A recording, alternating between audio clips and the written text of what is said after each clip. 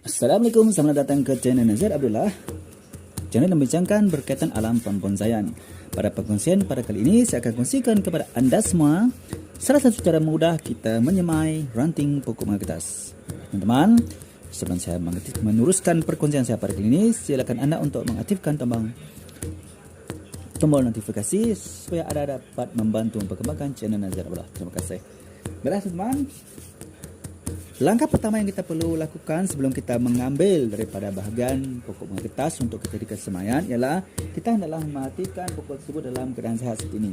Contohnya seperti ini teman, daunnya muda, agak lebar ya, batangnya dalam keadaan sehat. Okey, pucuknya pun masih dalam keadaan sehat seperti itu. Lalu kita perhatikan kepada bahagian rantingnya seperti ini teman. Ini adalah contohnya ranting yang sehat, tidak ada bahagian yang buruk ataupun rosak. Okey, itu langkah yang pertama. Yang kedua teman-teman, kita jika boleh ambillah pokok ataupun ranting daripada pokok kertas yang memiliki bunga yang sudah cantik. Itu adalah tip untuk mendapatkan bunga cantik nanti. Dan yang ketiga tipsnya adalah teman, kita hendaklah mengambil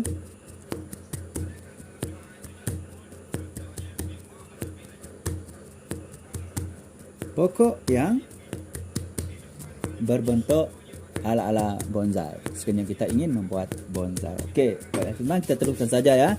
Kita teruskan saja kepada proses-prosesnya. Yang pertama sekali teman, mudah sekali. Kita kita ambil ranting daripada pokok bunga kertas, kita potong lebih kurang sejengkal seperti ini teman, sejengkal ya. Lebih kurang sejengkal seperti itu. Okey, sejengkal. Apa yang kita perlu lakukan di sini adalah bahagian bawah daripada ranting pokok ini kita kupas sedikit. Ini bertujuan untuk membanyakkan ruang tumbuhnya akar nanti ya teman. Itu adalah fungsinya, tujuannya. Oke, kita kupas ini ya. Tujuannya untuk memperbanyakkan ruang akar tumbuh nanti. Itulah tujuan utamanya. Oke, kita melakukan pengupasan kulit seperti ini. Oke. Macam tu. Nampak tak? Oke, mudah kan? Sangat mudah. Lepas tu teman, apa yang kita perlu lakukan di sini adalah kita sediakan serbuk perangsang untuk membantu mempercepatkan tumbuhnya akar pada ranting pokok bunga kertas ini. Okey. Caranya mudah teman. Kita sediakan serbuk perangsang akar ini ya teman ya. Kemudian kita ambil air sedikit ya teman, kita ambil air hujan sedikit ya. Ingat teman, gunakan air hujan ya, jangan menggunakan air. Okey, gunakan air hujan. Seperti saja. Teman, kita ambil air hujan ya.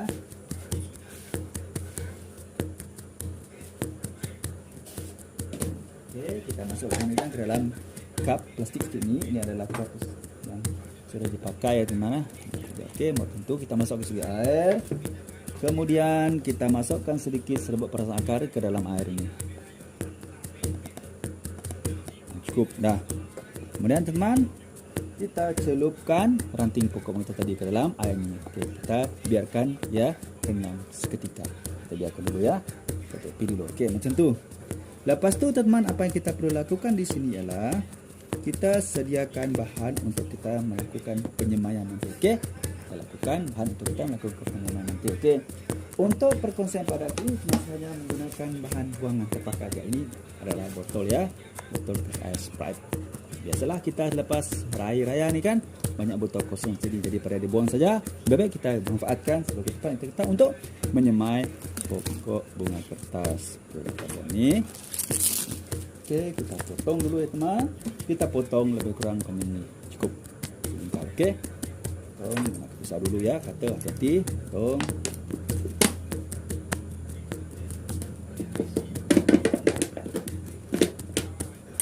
Jadi teman-teman, kita potong menggunakan gunting. Okey. Sangat mudah. Potong situ ya. Sangat.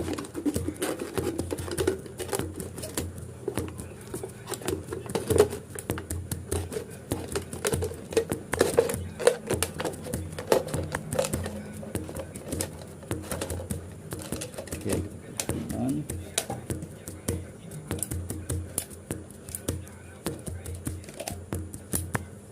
Okey, saya potong. Lepas tu teman, kita tebak lubang dekat bawah ni.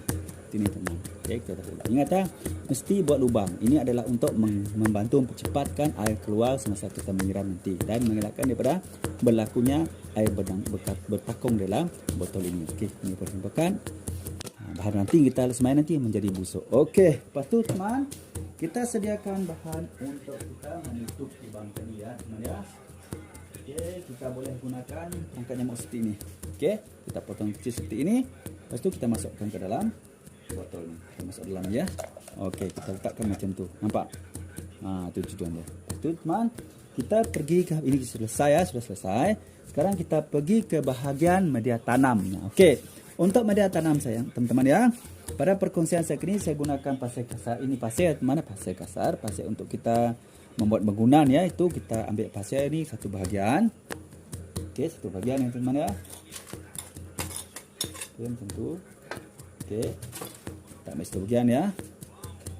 Dulu. Lepas tu kita ambil ini teman. Ini adalah tanah suci ya, tanah suci. Ada anda menggunakan tanah di bawah pokok pisang ya, pokok buluh, okey, ataupun daripada pokok kelapa sawit yang sudah mereput ya, boleh digunakan sama satu bahagian. Jangan teman ya. Itu saya juga menggunakan ini teman, sepihan batu bata. Okey, sepihan batu bata sedikit. Okey, sedikit. Mungkin setengah, okey. Sedikit untuk kita masukkan macam tu. Okey, cukup. Dah. Okey. Okey, kita campur ya. Dan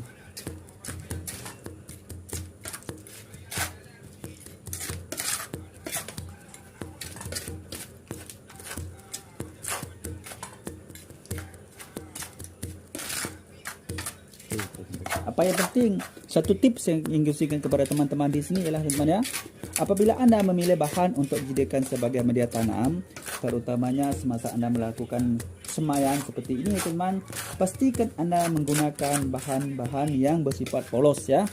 Polos itu apabila kita melakukan penyiraman, air akan mengalir cepat keluar daripada media tanam tersebut.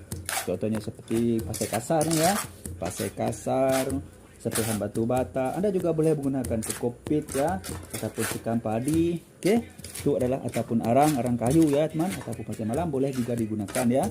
Ini tergantung kepada apa jenis bahan yang anda mudah untuk perolehi ya, itu penting, dan bersifat gembor. Gembor ya teman ya.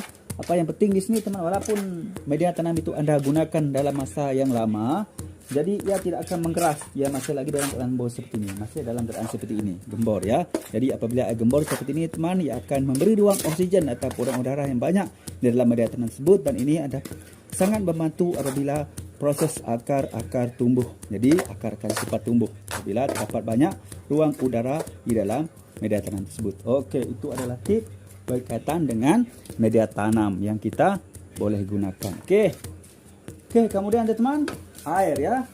Air teman-teman, saya cadangkan teman-teman menggunakan air hujan ya teman ya.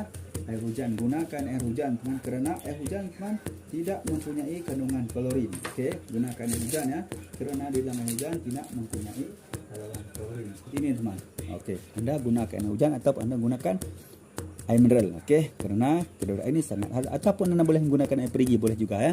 Jangan menggunakan air pipe ya teman, kerana air pipe terdapat klorin yang tidak sesuai untuk kita melakukan penyemaian pertama seperti ini. Okey, gunakan air hujan. Okey. Tentang kelembapan ataupun kebahasan media tanam ataupun tanah ini ya teman-teman, apa yang penting di sini adalah kita melihat pada musim, bagaimana musim semasa anda melakukan penyemaian itu. Seandainya anda melakukan penyemaian itu pada musim panas, anda boleh jadikan media tanam ini teman basah 100%. Okey, dan sekiranya masih pada musim hujan, musim lembap, anda cuma basahkan 50% saja. Okey, itu adalah tips untuk anda menjadikan berkaitan keadaan kelembapan media tanam anda. Okey, ingat ya, musim hujan basah 100%, musim panas basah 100%, dan musim hujan 50% saja kebasahannya. Jadi dalam keadaan lembab. Okey. Kemudian teman, sekarang kita teruskan pada langkah seterusnya ya, iaitu kita akan masukkan media tanam ke dalam botol ini ya. Kita akan masukkan ke dalam botol ini. Okey, kita masukkan ya.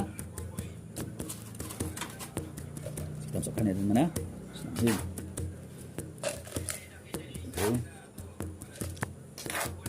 Ingat teman-teman ya, Semasa melakukan penyemaian pertama seperti ini teman, jangan anda meletakkan baja dulu ya, jangan mendetak baja, okey, kerana baja tidak sesuai, okey, kerana ranting daripada pokok kertas ini teman masih lagi tidak mempunyai akar, jadi ia tidak memerlukan baja. Seandainya anda meletak baja, ini boleh menyebabkan nanti ini akan menjadi busuk mati ya. Okey, kita padatkan sedikit seperti itu. Okey. Kemudian teman, kita masukkan ya. Kita masukkan tadi ya, kita masukkan. Okey, kita masukkan. Nih, kita masukkan kita punya itu tadi. Kita masukkan kita punya ranting daripada pokok kertas tadi ke dalam ya. Ke dalam botol ni. Okey, masuk macam tu. Nampak? Lepas tu kita tambahkan lagi kelihatan ini. Nah, ya.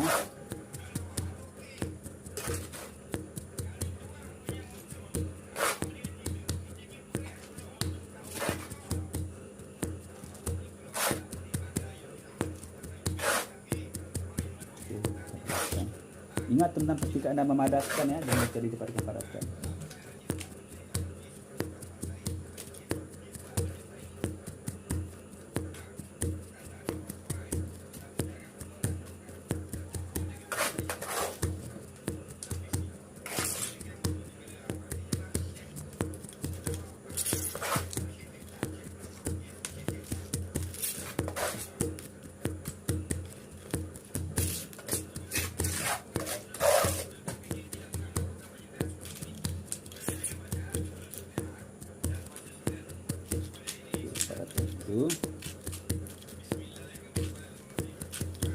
Teman-teman, kepada apakah tujuan kita memadatkan teman? Tujuan adalah untuk mengelakkan ranting daripada pokok kertas ini teman ya, bergoyang ya. Apabila bergoyang berlaku teman, ia akan melambatkan pertumbuhan akarnya. Okey, itu adalah kenapa kita perlu melakukan pemadatan seperti ini.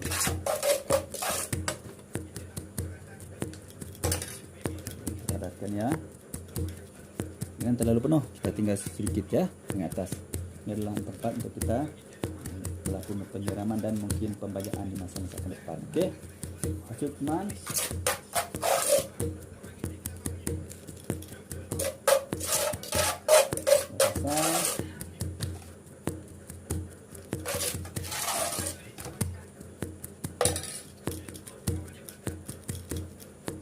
Okey, kemudian kita siram dengan air. Ya, kita masukkan air. Ingat teman, gunakan air hujan ya. Gunakan air hujan. Oke, kita siram dengan air hujan.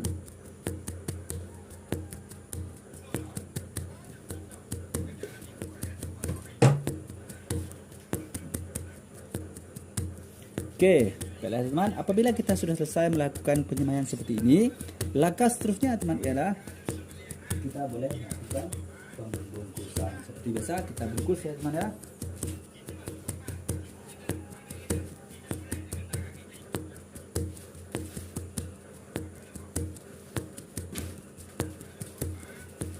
Untuk pembungkusan ini teman-teman, ini tergantung kepada anda. Kita ada mempunyai dua pilihan ya teman. Sekiranya anda ingin membungkus ataupun menyungkup boleh juga, dan anda tidak mau menyungkup pun boleh juga.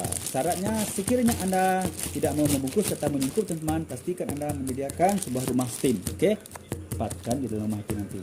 Okey, ini mengapa kita perlu membungkus teman-teman? Ini adalah untuk bertujuan membantu mengajarkan kelembapan pada ranting pokok kertas kita itu ya. Itu adalah tujuan pertama mengapa kita perlu melakukan pembungkusan seperti ini ya. Okey, bungkus, kemudian kita ikat sikit.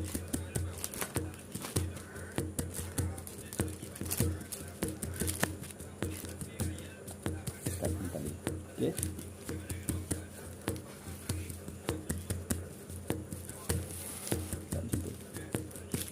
tarik ke atas sikit.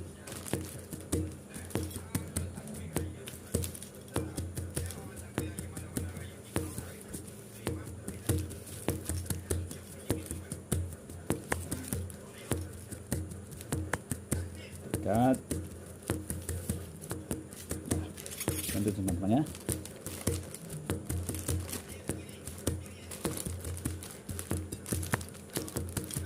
Okey. Okey, langkah seterusnya teman-teman ya yang kita perlu lakukan ialah apabila kita sudah selesai melakukan pembungkusan seperti ini, sekarang tiba masanya untuk kita meletakkan semayang di ranting pokok kertas ini di tempat yang teduh dulu ya, tempat teduh tapi masih mendapat pancaran sinar matahari secara tidak langsung. Jangan di dalam bilik ya, jangan di dalam bilik, jangan di dalam rumah, jangan.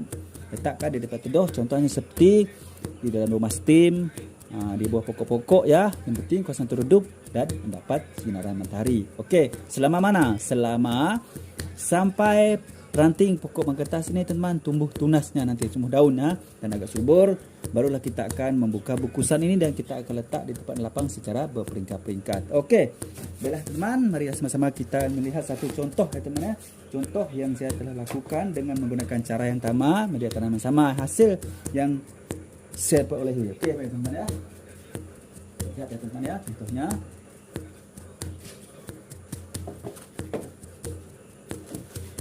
Dulu kalau contohnya teman ya. Okey, ini. Ini dia teman.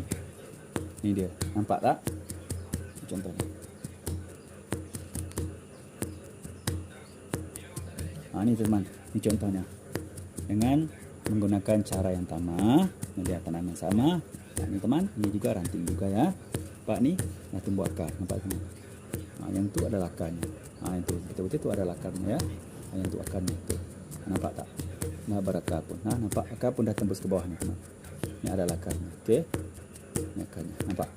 Akarnya. Kalau dah macam ni teman ya, kita dah mula boleh letak kat luar ya. Boleh letak kat luar, kat lapang supaya cepat lagi tumbuh ya. Cepat subur lagi. Okey. Baiklah teman, saya rasa dengan sedikit perkongsian daripada saya pada kali ini dapat sedikit sebanyak memberi panduan kepada teman-teman yang masih tidak tahu bagaimana cara mudah untuk kita menyemai ranting di pokok kertas ya, dengan menggunakan cara yang sederhana saja, iaitu dengan menggunakan botol ya, botol air minuman. Okey, baiklah teman-teman, seperti biasa teman, sekiranya anda merasakan perkongsian saya pada ini bermanfaat untuk anda, silakan klik tombol subscribe, share, like dan komen. Okey, dan bagi teman-teman yang masih lagi belum subscribe, silalah subscribe teman-teman ya, kerana saya sangat mudah. Marilah kita sama berkongsi manfaat, insya-Allah kita akan mendapat manfaatnya. Okey, baiklah teman-teman, seperti biasa sebelum saya mengakhiri perkongsian saya pada kali ini, marilah kita sama-sama berselawat kepada kaki kita Muhammad sallallahu alaihi wasallam, mudah-mudahan kita pada sepatnya jadi manfaat. Jom sama-sama. Bismillahirrahmanirrahim. Allahumma salli ala Sayyidina Muhammad wa ala alihi wa sahbihi wa barik wa sallim. Teman, cukup sampai takat ini dulu. Salam satu bi, salam. Assalamualaikum. Bye bye.